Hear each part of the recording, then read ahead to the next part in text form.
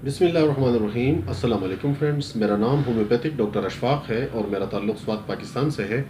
आज हम inflammatory bowel disease IBS के बारे में उसको हम डिस्कस करेंगे और आईबीएस के जो कॉजेज़ होते हैं उसको जानने की कोशिश करेंगे। इसके क्या क्या सिम्टम्स होते हैं, किस तरह से इसको लेबॉर्ट्री टेस्ट के ज़रिए से डायग्नोस किया जा सकता है और इसका होम्योपैथिक में बेहतरीन इलाज क्या है। तो वीडियो शुरू करते हैं।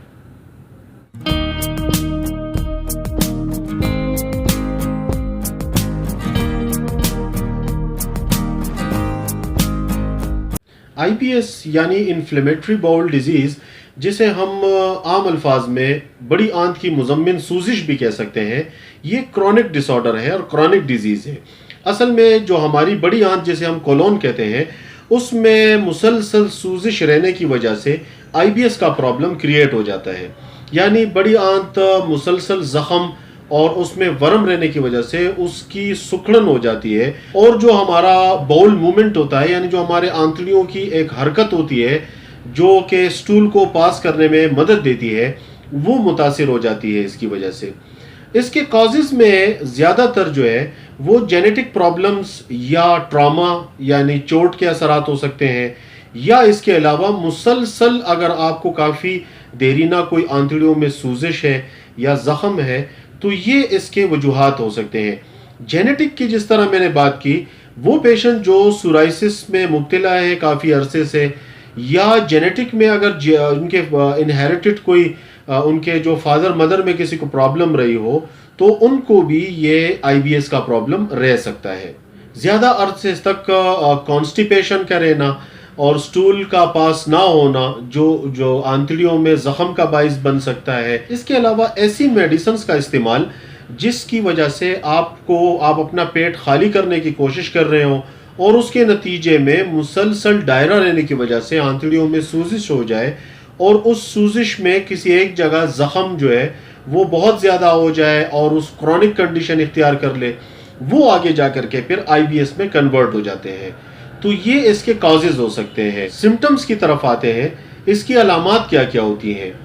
आईबीएस में ज़्यादातर नाफ या पेट में इर्द गिर्द मरोड़ का एहसास होता है, कुलंज की तरह का दर्द होता है, शदीद तरह की पेट में ईंठन होती है और इसके फिर 3 कैटेगरीज हैं आईबीएस में सिम्टम्स के हवाले से: आईबीएस डी, आईबीएस सी और आईबीएस एम।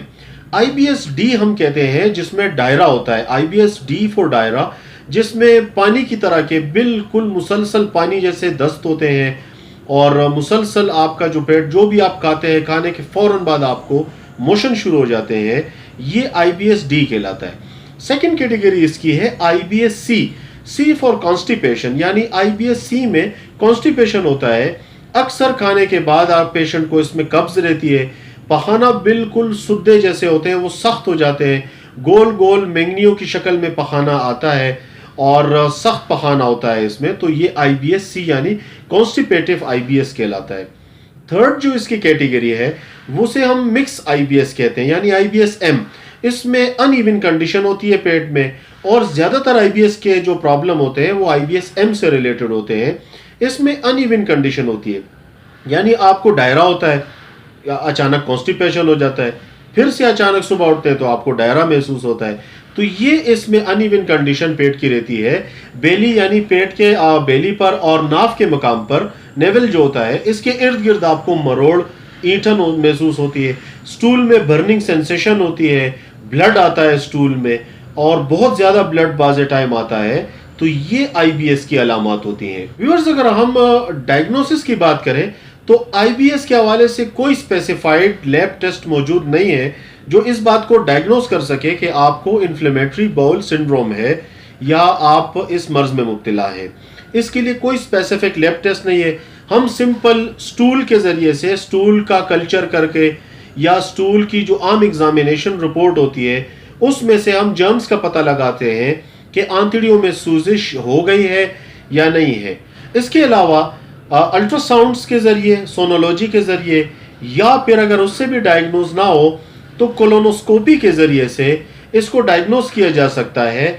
उससे पता लगाया जा सकता है कि आंत के अंदर सूजिश मौजूद है या नहीं है। ज़्यादातर जो प्रैक्टिशनर्स रिकमेंड करते हैं वो कोलोनोस्कोपी ही के ज़रिए से आईबीएस का पता लगाते हैं कि आपको आईबीएस का प्रॉब्लम है या नहीं है। लेकिन अगर काफ़ी अरसे तक ये अलामात मौजूद हों, आपको सीवियर ब्लीडिंग हो अचानक से और अनइवन कंडीशन आपको रहती हो, मुस्तकिल तौर पे लॉन्ग अरसे तक आपको कॉन्स्टिपेशन रहता हो और कॉन्स्टिपेशन की वजह से भी अगर आपको ब्लीडिंग हो रही है, या फिर आपको मुसलसल डायरा रहता है, पेट खराब रहता है, जैसे ही आप खाना खाते हैं या खाने के दौरान ही आपको दौड़ना पड़ता है, तो ये आईबीएस की अलामात हैं। आपको शायद आईबीएस है तो आपको फ़ौरन अपना किसी अच्छे होम्योपैथ से या किसी भी कंसल्टेंट से अपना ट्रीटमेंट करवा लेना चाहिए। होम्योपैथिक मेडिसिन को डिस्कस करते हैं। होम्योपैथी आपको बेहतरीन ट्रीटमेंट प्रोवाइड करती है आईबीएस के लिए, और इसमें आपके आंतड़ियों की सूजिश, चाहे आपको ब्लीडिंग हो रही है, अनइवन कंडीशन है आपके पेट की, और आपको अगर उसकी वजह से बुखार रह रहा है या आपका वेट बहुत ज़्यादा तेज़ी से कम हो रहा है, होम्योपैथी आपको बेहतरीन मेडिसिन प्रोवाइड करती है, बेस्ट ट्रीटमेंट आपको देती है। बिसाइड ऑल थेरेपीज और जितने भी पैथी हैं उसमें आपको होम्योपैथी अच्छे रिजल्ट देती है। ज़्यादातर जो होम्योपैथ सबसे पहले मेडिसिन इसमें अलामात के मुताबिक रिकमेंड करते हैं वो है पलम्बम मेटालिकम। पलम्बम मेटालिकम की सबसे बड़ी अलामत यह है कि पलम्बम मेटालिकम में आपको आपकी आंतड़ियों में इस तरह महसूस होता है जैसे इसको किसी ने इसे धागे से बांध दिया है, और नाफ की तरफ से आंतड़ियों में खिंचावट सी महसूस होती है, कुलंज की तरह के दर्द होते हैं, शदीद मरोड़ पड़ते हैं पेट में, और इसमें अक्सर कब्ज की कैफियत रहती है, पखाना सख्त रहता है। तो इसकी बुनियादी जो मरकजी आपको मैंने अलामात बताई हैं कि आंतड़ियों में इस तरह महसूस होता है जैसे उसको कस करके किसी धागे से बांध दिए गए हैं, और आपको नाफ के मुकाम पर कमर की तरफ अपने आंतड़ियों में खिंचावट सी महसूस होती है। पलम्बम मेटालिकम इसमें बेहतरीन रिजल्ट प्रोवाइड करती है। आईबीएस के लिए तजवीज़ करदा सबसे बड़ी होम्योपैथिक रेमेडीज़ में से एक है। आप 30 की पोटेंसी में इसको लीजिए, थोड़े से पानी में आप 2 से 3 कतरे इसके डालें और दिन में 3 मरतबा या 4 मरतबा इसको आप इस्तेमाल कर सकते हैं। बेहतरीन रिजल्ट आपको ये प्रोवाइड करेगी आईबीएस के प्रॉब्लम में। दूसरी मेडिसिन जो ज़्यादातर होम्योपैथ रिकमेंड करते हैं और इसके बड़े अच्छे रिजल्ट हैं वो है नक्स वोमिका। नक्स वोमिका की सबसे बड़ी अलामत ये होती है कि आपको पखाने की बेतहाशा हाजत महसूस होती है, लेकिन जब आप स्टूल करने बैठते हैं तो आपको स्टूल नहीं आ रहा होता है, यानी स्टूल पास नहीं होता। ये इसकी सबसे बड़ी अलामत है।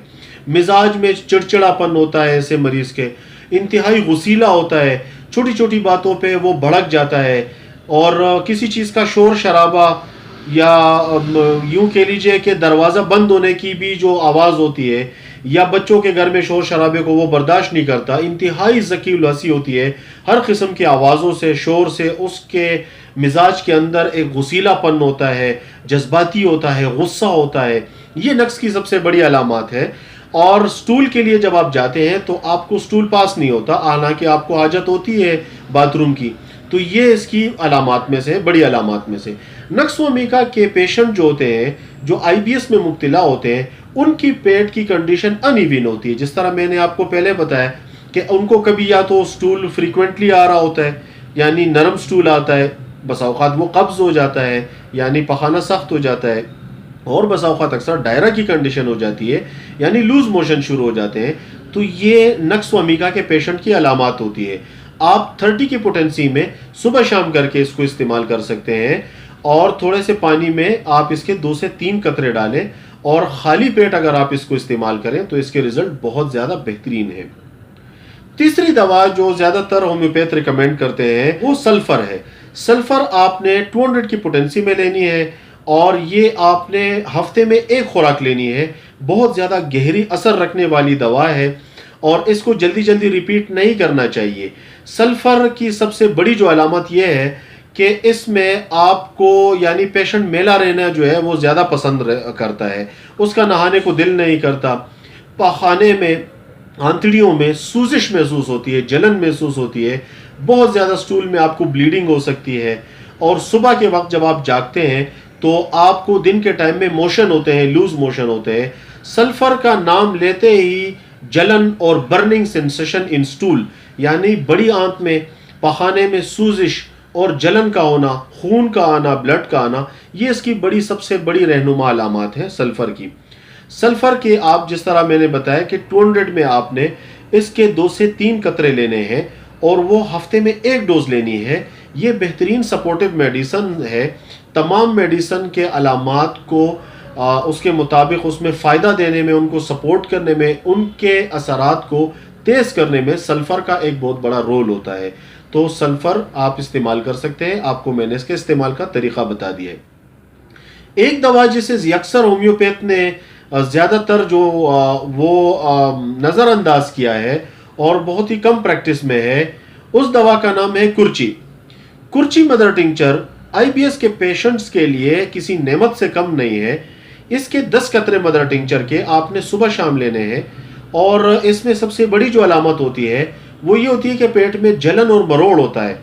आपके पेट में आँव जिसे हम कहते हैं यानी म्यूकस बलगम पाखाने में खारिज होता है और इसी बलगम के अखराज की बुनियाद पर पेट में जलन और मरोड़ महसूस होता है। तो कुर्ची उसमें आपको बेहतरीन रिजल्ट प्रोवाइड करती है। 10-10 कतरे आपने सुबह शाम करके लेने हैं। इसके बड़े अच्छे रिजल्ट हैं। उम्मीद करता हूं कि आईबीएस से जो अफेक्टेड मरीज़ हैं उनके लिए मेरी ये वीडियो काफ़ी ज़्यादा फ़ायदेमंद रहेगी और बिलाशुबा होम्योपैथी इसमें एक बेस्ट आपको रिज़ल्ट प्रोवाइड करती है। आपसे एक गुजारिश करना चाहूँगा कि आप सेल्फ मेडिकेशन न करें, खुद से दवा का इस्तेमाल न कीजिए, बल्कि किसी अच्छे होम्योपैथ से जो आप के इलाके में आपके करीबी हों उनसे अपना ट्रीटमेंट करवाइए। अपने तमाम अलामात उनके आगे आप रखें और प्रॉपरली वो आपके केस को डिस्कस करके डायग्नोस करके आपको एक अच्छी मेडिसिन रिकमेंड करेंगे जिससे आपकी मिजाजी दवा का इंतखाब होगा और आपको उससे यकीनी तौर पे फ़ायदा होगा। तो सेल्फ मेडिकेशन न कीजिए और किसी अच्छे होम्योपैथिक कंसल्टेंट से आप अपना इलाज करवाइए। अपनी सेहत का ख्याल रखिएगा और मुझे अपनी दुआओं में याद रखिएगा। Thank you very much. अल्लाह हाफ़िज़।